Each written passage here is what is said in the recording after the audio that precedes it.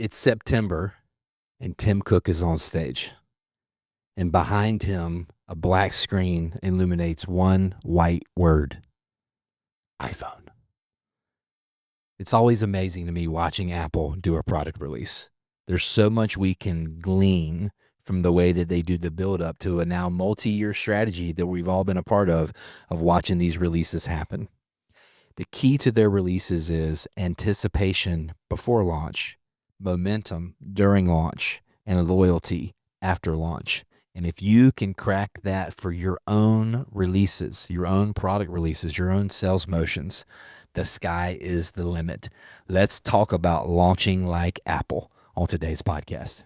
Let's go. I don't know what comes next, but I couldn't care less. I refuse to be stressed. There's no fear in my chest.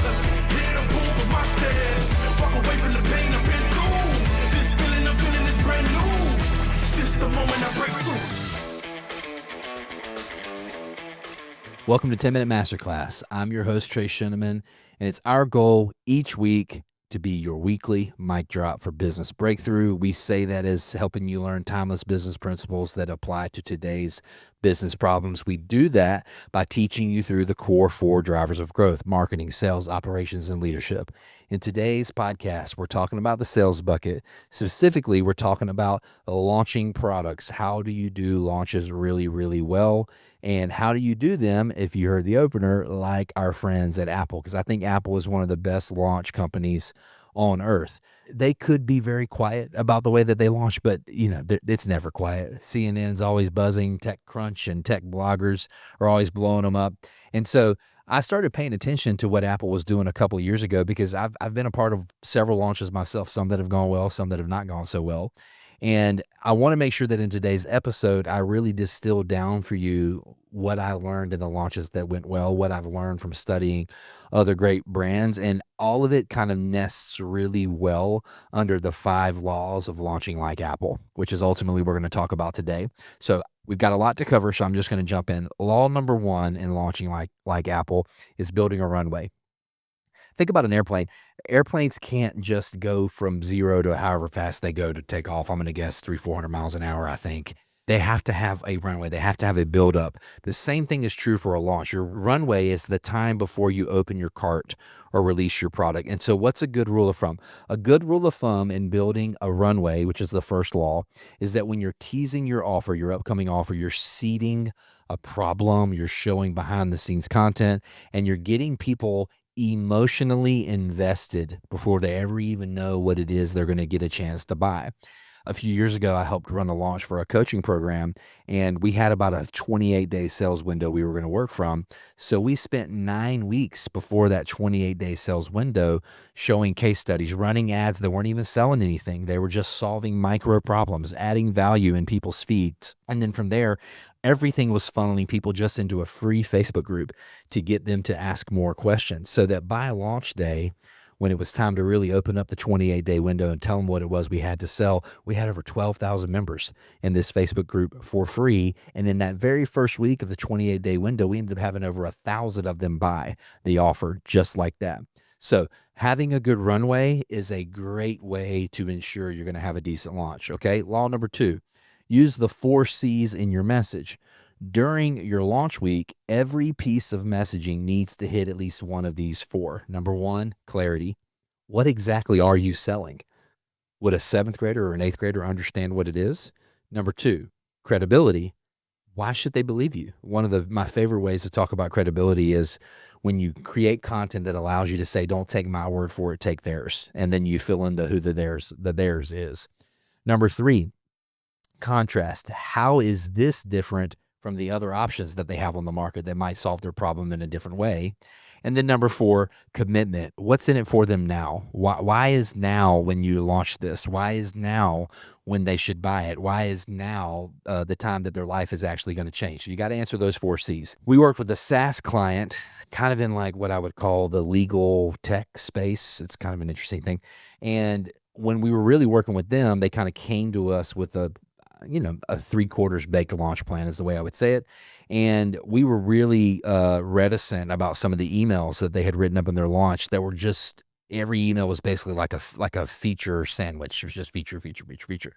And they finally then showed us a graphic they had been working on that kind of showed what life was like without their tool versus what life was like with their tool. And that was when I leaned in and said, "This is exactly the frame that you really should be using," because this graphic that they had made basically overcame the 4 C's that I just talked about: clarity, credibility, contrast, and commitment, all in one easy to understand graphic.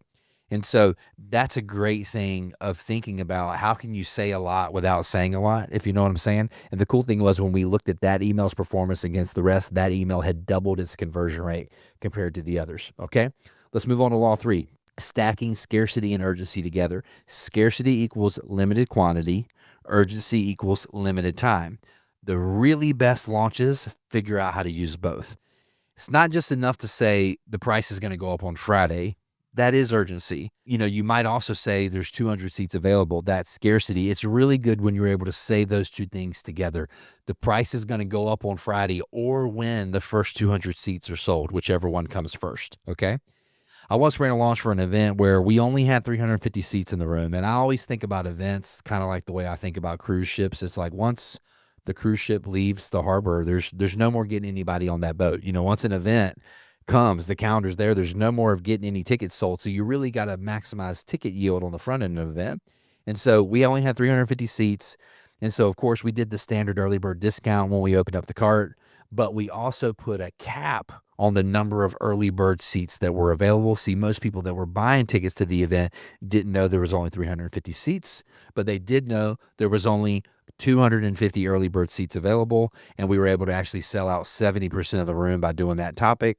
And that happened inside of, I think, 48, 72 hours of us even turning the early bird on. So that kind of dual constraint of time and pressure working together on the supply side, the pressure on the supply side of there being a limited amount of supply available, it's a huge thing psychologically in your ability to run a better launch. Okay, let's move on to law number 4, engineering what I kind of call the middle push. So most launches have a really great open and a really great close, and the middle was kind of a slump.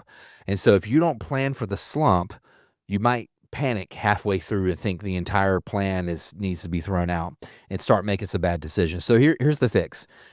Go ahead and pre-plan a mid-launch surprise, some sort of a bonus drop or a new case study that you're going to release or a middle of the launch live Q&A that you're going to host or some sort of a pricing option in your mix of options for your offer that goes away halfway through the launch.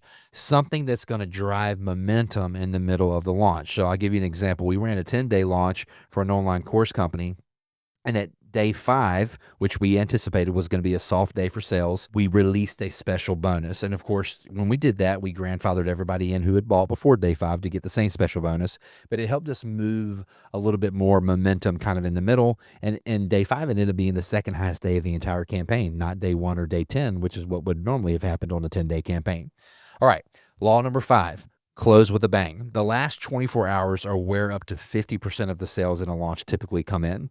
But they're really only going to do that if you push. So what does that mean? It means you should be sending multiple emails on the final day of a campaign. Probably one at 24 hours left, one at 12, one at 3, one at 2, one at 1, one at closing time. Yes, 5 or 6 emails on the last day of a cart.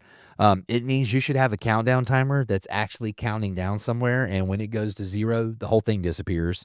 And you might even want to consider having some sort of a live stream the last few hours of your launch, really pushing those people over the edge, letting them get on and ask questions. We helped launch a high ticket mastermind a couple years ago.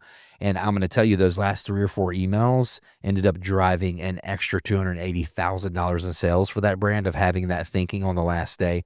So those were all the methodical buyers that wait till the end. They were still thinking about it. They kind of just needed a little shove. So when you're running launches, if you want to launch like Apple, you apply these 5 rules. The last kind of general rule that I would say is don't think small. Don't think that things only work for big brands, that they won't work for small brands. So do think small. Do think maybe I can run a launch in my business.